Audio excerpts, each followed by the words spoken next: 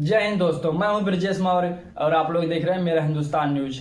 आज मेरा हिंदुस्तान न्यूज में बात करेंगे कि बिहार चुनाव में बीजेपी नए चेहरों पर नहीं लगाएगी दांव।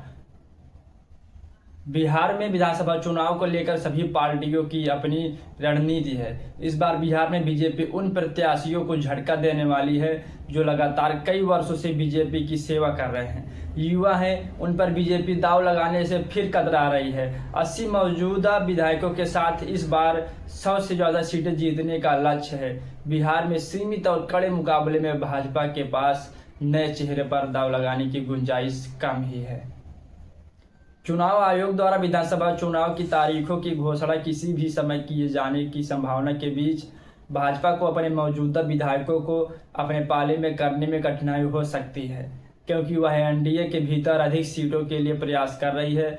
2020 के चुनाव में भाजपा सबसे बड़ी पार्टी बनकर राजद से बस थोड़ा पीछे रही थी और उसके 22 मंत्रियों समेत 80 विधायक आगामी चुनाव में सत्ता विरोधी लहर के बोझ तले दबे हुए हैं। नीतीश कुमार, जिनके नेतृत्व में एनडीए बिहार में चुनाव लड़ रहा है, 5वीं बार मुख्यमंत्री बनने की कोशिश में है।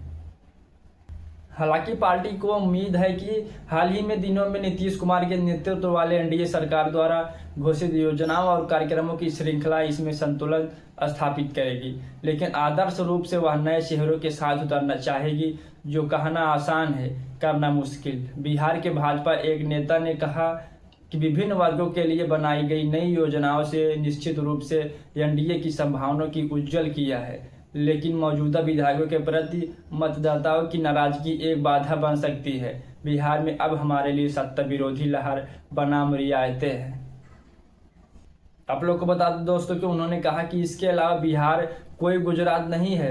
न तो बिहार में भाजपा का पूर्ण प्रभुत्व है, न ही राज्य में पार्टी के लिए शक्तिशाली दावेदारों की कमी है। इसका मतलब है कि नाखुश नेता भारी पड़ सकते हैं। भाजपा के सामने कर्नाटक का सबक है, जहां जिन लोगों को टिकट नहीं दिया गया था उनमें से कई बागी हो गए और विरोधी खेमों में शामिल होकर पार्टी को नुकसान पहुंचाया। तुलनात्मक रूप से नीतीश कुमार के नेतृत्व वाली जेडीयू जो सीटों के लिए कड़ी सौदेबाजी करने की कोशिश कर रही है, फायदे में है उसके 45 मौजूदा विधायक, जिनमें से कई 70 साल से ज़्यादा उम्र हैं और एक नेता के अनुसार वह बिना किसी ज़्यादा हंगामे के अपने 50% तक उम्मीदवार बदल सकती है।